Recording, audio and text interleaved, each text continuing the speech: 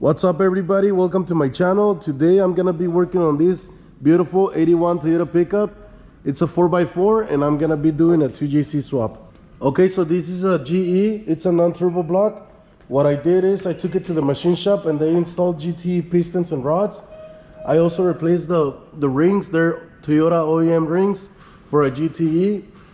And I used the King bearings. I used King bearings in the past and they seem to last forever. So I went with the King bearings. Over here I have the head. So this one, I took it to the machine shop as well and they did all the work on it. Everything's ready to go on the head. The valves are resurfaced. It has new stem seals. Everything's good and ready to go. I'm gonna be using the Tomei timing belt.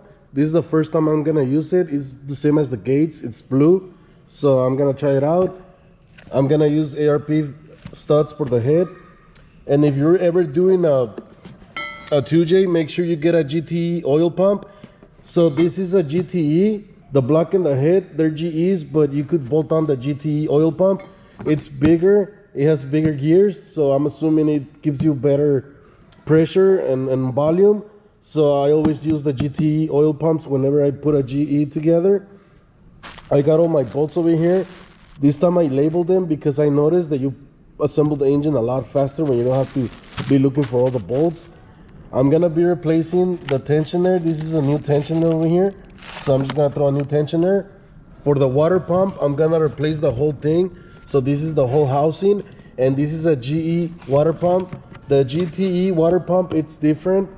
The water neck that connects to the water pump, it's different, so you wouldn't be able to use a GTE on a GE head. So that's why I'm going with the GE water pump instead of a turbo water pump. And these are all the gaskets and seals. This right here, this is for one of the gears. So this is the VVTi gear and it has an O-ring and a gasket right here. I'm gonna be replacing both of them. And for the head gasket, I'm gonna be using a Tomei. Like always, I always use the 1.5 millimeter Tomei head gasket. And the turbo, this is a 6262 from Drift Motion.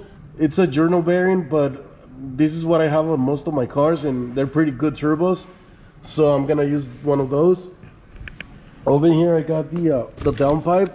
This is a Supra downpipe. I don't know if it's gonna work on the truck, but if it doesn't, I'm gonna modify it to make it work. And for the manifold, I have a eBay manifold. So I found this manifold and it looks pretty good. I'm gonna give it a try and see what it does, but it looks like a pretty decent manifold for what I paid. And I'm gonna go with the rear sump. This is a new oil pan. I wanna use the rear sump because I wanna have as much room on the front as possible. So I'm gonna be using the rear sump on this 2J. Okay, so I'm gonna go ahead and install the rear main. And then I'm gonna bolt it on the engine stand and I'm gonna start putting it together. Okay, so here's where the fun begins. I'm gonna go ahead and install the rear main on the bracket, and then I'm gonna install it on the block. Then I'm gonna bolt it onto the engine stand, and I'm gonna start putting it together. Okay, so I got the rear main on the bracket. Now I'm gonna go ahead and install it on the block. Okay, so I got the rear main installed. Now I'm gonna go ahead and put it on the engine stand. Okay, I have the engine on the engine stand. So the first thing I'm gonna do is I'm gonna install the oil pump. But before I do, I'm gonna add oil through here and through here. And I'm gonna turn the gear because it's kind of dry. And then once I have the pump ready, I'm gonna clean the surface. I'm gonna put silicone. And then I'm gonna be installing the O-rings. So I have the O-rings right here that go to the block and to the pump. Okay, so I got the oil pump ready. I already installed the seal. I put silicone and I installed my 2 O-rings on the block. So I'm gonna go ahead and install the oil pump and I'm gonna do the oil pan next. Okay, so the oil pump is on. Now I'm gonna go ahead and install the oil pan. So this one is 2 pieces, is this piece and then this piece. And then it has a pickup. So this is the pickup tube and the baffle plate. So I'm gonna go ahead and install this right now. And I'll come back with you guys. Okay, so I'm done with the oil pan. Now I'm gonna go ahead and install the head and the water pump. And I'm also gonna install the tensioner and a couple of other things. Okay, so next I'm gonna bolt on the new water pump and also the new tensioner. I'm gonna put a new O-ring that goes here. Okay, water pump and tensioner, it's installed. Now I'm gonna go ahead and install the head. So I got the head right here. I'm gonna get it ready, and I got the head gasket right here. I'm gonna spray the head gasket with copper.